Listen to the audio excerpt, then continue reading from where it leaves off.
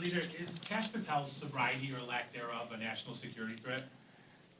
Kash Patel is deeply unqualified, deeply unserious, and his behavior is deeply un-American. And he should no longer be the FBI director. That shouldn't surprise anyone that I hold that view, because he never should have been confirmed to begin with. And we have to stop putting all the blame on the people who nominated this incompetent, toxic, malignant individual. What about the people who confirmed him? That was the House Democratic leader calling the sitting FBI director un-American, not a backbencher, the man running the entire Democratic caucus. On camera, no hesitation. Here's why this hits harder today than any other day. This week, The Atlantic published a bombshell citing over 24 sources, current FBI officials, intelligence staff, hospitality workers, all saying Patel drinks to excess, disappears for unexplained stretches, and once had his security detail requesting breaching equipment because nobody could get him to open a locked door. Patel's response? Sue for $250 million. The Atlantic's response? We stand by every word. The man confirmed to protect America cannot be reached behind a door, and Senate Republicans own every single vote that put him there. Hit subscribe, because now watch how Jeffries built this entire case from scratch. Kash Patel is deeply unqualified, deeply unserious, and his behavior is deeply un-American. And he should no longer be the FBI director. That shouldn't surprise anyone that I hold that view, because he never should have been confirmed to begin with. And we have to stop putting all the blame on the people who nominated this incompetent, toxic, malignant individual. What about the people who confirmed him? Thank you, Leader Jeffries. The clock is ticking towards ceasefire deadline with Iran. Trump said it's highly unlikely he would extend it if the deal is not reached by then. What is your message to the president as the deadline approaches, and do you believe the administration has a clear end game or not? There was no intelligence to suggest that Iran presented an imminent threat to the national security interests of the United States of America. There was no plan of action as it relates to Donald Trump plunging us into this reckless war of choice. No clear objectives, certainly no exit strategy, and that's why there's no public support. The American people have seen an administration that plunged us into this war. They're spending billions and billions of dollars to drop bombs in the Middle East in this reckless war of choice. And apparently this administration didn't even anticipate that one of the things Iran would do right out of the gate was to close the Strait of Hormuz, sending oil prices and gasoline prices in this country and across the world skyrocketing. And the administration was clueless about it. And so the American people have no faith in the ability of the Trump administration to successfully prosecute this war. Why is Pete Hegseth still around? He should have never even been elevated to this position. He's the most unqualified Secretary of Defense in American history, and we're seeing it all play out right now in real time. And so we're going to continue to push for Congress, the House and the Senate, to successfully move a war powers resolution to end this reckless and costly war of choice before more money is wasted and more lives, most importantly, are lost in the Middle East. Thank you, Mr. Chair. Earlier today, the House Ethics Committee put out a statement reiterating a zero-tolerance policy for sexual misconduct.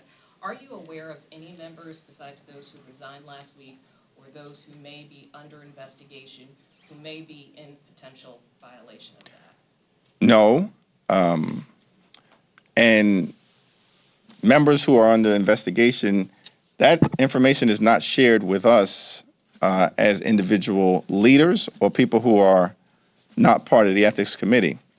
Now, the Ethics Committee, as well as thought leaders in this Congress, certainly on the Democratic side, led by the leadership within the Democratic Women's Caucus, are going to work on ensuring that we have the type of accountability and system in place that treats victims and staffers with the dignity and respect that they deserve.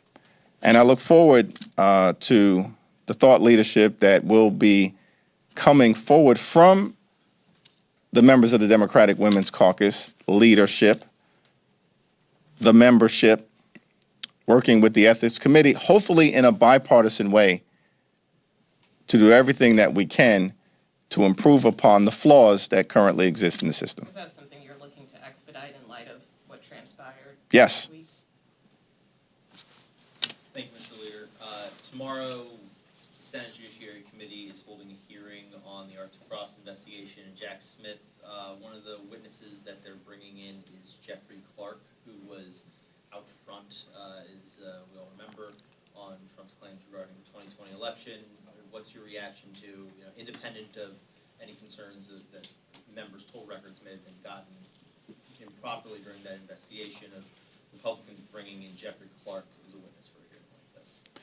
Well, Jeffrey Clark is not a credible individual. He's an obstructionist, he's a stone cold liar, and he's a conspiracy theorist. The Republicans, again, have demonstrated week after week, month after month, year over year during this Congress that they are uninterested in actually solving problems for the American people. They are uninterested in making life better for the American people. And so, once again, theater is being brought to the House of Representatives, to the Capitol, to the Congress, as opposed to actually doing things designed to improve the quality of life for the American people. This is the same group of folks, these MAGA extremists, who last week brought a resolution to the floor to celebrate themselves. Never before seen in the history of the United States Congress, as far as I can tell. They passed a resolution to celebrate themselves in their one big ugly bill, which devastated the health care of the American people so they could reward their billionaire donors with massive tax breaks and continue to subsidize the lifestyles of the rich and shameless. This is incredible stuff. And the American people increasingly, in state after state after state, recognize that Republicans are failing. And despite that fact, we continue to see members of the Trump administration, as was done earlier today by one of Donald Trump's top economic advisors, to continue to operate as if they are totally divorced from reality. But here's the thing we know about Republicans. Facts don't matter. They absolutely don't matter. They told us facts don't matter. This is the party of alternate facts. Hypocrisy is not a constraint to their behavior. They will consistently say one thing and do another. Donald Trump said he was going to lower costs on day one. Costs haven't gone down, they've gone up as a direct result of Donald Trump and Republican policies, including but not limited to the Trump tariffs, the refusal to extend the Affordable Care Act tax credits, and the failed, costly, reckless war of choice in the Middle East. Hypocrisy is not a constraint to their behavior. They say one thing, and then they'll do the exact opposite. And these people actually believe that shamelessness is a superpower. That's the only way that you can explain Donald Trump's top economic advisor saying to the American people with a straight face earlier this morning that the golden age of the economy in America is upon us. No, it's not. And nobody believes that. Who's paying attention to the bills that they have to pay each and every day all across America throughout this great country.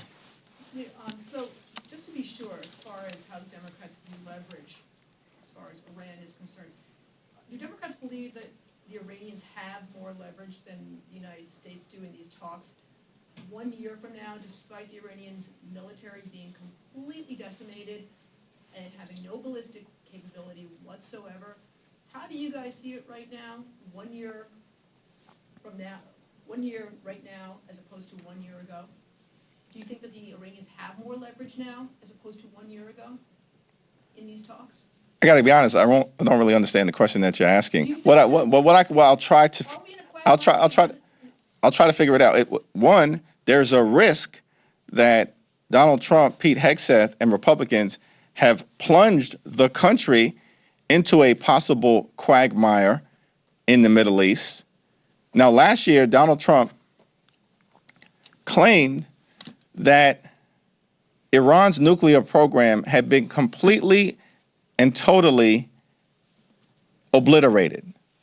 That was Donald Trump's representation to America, that Iran's nuclear program last year was completely and totally obliterated. And then it turns out that apparently that was not the case. So Donald Trump launches this reckless and costly war of choice for a variety of reasons, including regime change. The regime is still in place. They still clearly have the ability to strike out at our interests throughout the region, which is why more than a dozen countries in the Middle East have been dragged into Donald Trump's reckless war of choice. Iran, prior to the conflict, didn't have control of the Strait of Hormuz. Now they do. And as a result of it, gas prices in this country have skyrocketed beyond $4 per gallon. And we're still not clear as to whether the ballistic missile capacity of Iran has been degraded to the point at which the administration may claim to be the case. And why would we believe this administration when last year they said that Iran's nuclear program had been completely and totally obliterated, and then this year dragged us into a reckless and costly war of choice because apparently Iran's nuclear program had not been completely and totally obliterated. The facts speak for themselves. Sit with what you just watched. Trump told the American people Iran's nuclear program was completely and totally obliterated, then launched a war, apparently because it wasn't. No authorization from Congress, no evidence of an imminent threat, no exit strategy, just bombs and body counts and gas past $4. Hegseth is running that war, the most unqualified defense secretary in American history. Jeffries' words on record. The Strait of Hormuz closed, prices skyrocketed, 12+ service members dead, 400 more seriously injured, some with traumatic brain injuries that will alter their lives forever, and the FBI director running domestic security, allegedly unreachable, allegedly impaired. His own security detail reportedly sought breaching equipment to get to him. This is not a bad week. This is a pattern. And Jeffries is naming every link in the chain. Patel, Hegseth, Bondi, RFK Jr., Noam, all confirmed by the same Senate Republicans who now won't vote to end the war they helped authorize through their silence. The blame is not complicated. The record is not ambiguous. Watch what comes next. And it's extraordinary to me that Senate Republicans confirmed people like Kristi Noem, Pam Bondi, Pete Hegseth, RFK Jr., and Kash Patel. All of them deeply unserious and deeply unqualified. And now the country is paying the price because of the individuals that Donald Trump chose to nominate as part of the Trump cartel that's now doing great damage to the nation, and the fact that Senate Republicans, like helpless sheep, went along with it all.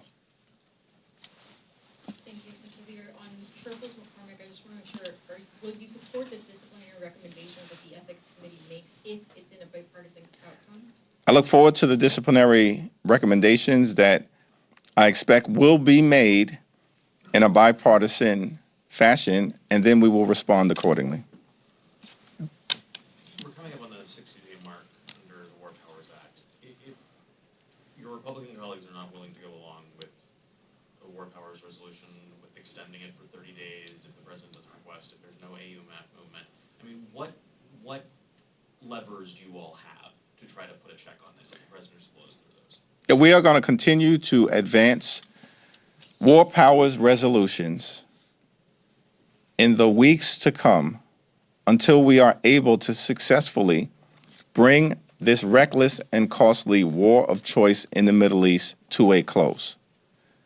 And it is our expectation that we are not going to let our Republican colleagues off the hook. We are going to continue to force them to go on record and either stand on the side of the American people or stand on the side of this reckless war of choice and the fact that billions of taxpayer dollars are being wasted in the Middle East in a war that has now resulted in more than a dozen service members losing their lives and over 400 men and women in uniform being seriously injured, many of whom are suffering from traumatic brain injuries that's going to adversely alter their lives forever.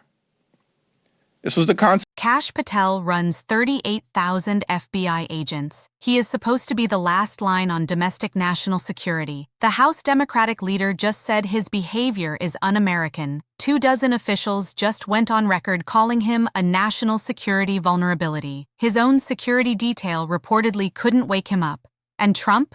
Last year, he told America Iran's nuclear program was obliterated. This year, he launched a war to finish the job he already said was done. No authorization, no evidence, no plan. Just a reckless war of choice that closed the Strait of Hormuz, spiked gas past $4, and sent service members home in caskets or with traumatic brain injuries. Hegseth signed off on it. Republicans in the Senate confirmed every single one of them, and now they won't vote to end what they helped create. Jeffries is forcing that vote. Again and again. Every week until they have to go on record. Patel can sue The Atlantic for $250 million. He cannot sue the record.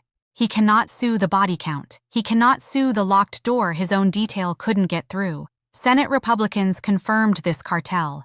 They own the gas prices. They own the dead. They own the FBI director who can't be reached. That clip is going to follow every one of them into November. And the only question left is, how many more weeks of this does it take before their own voters start asking why they voted yes? Subscribe, share this, because this story is not slowing down.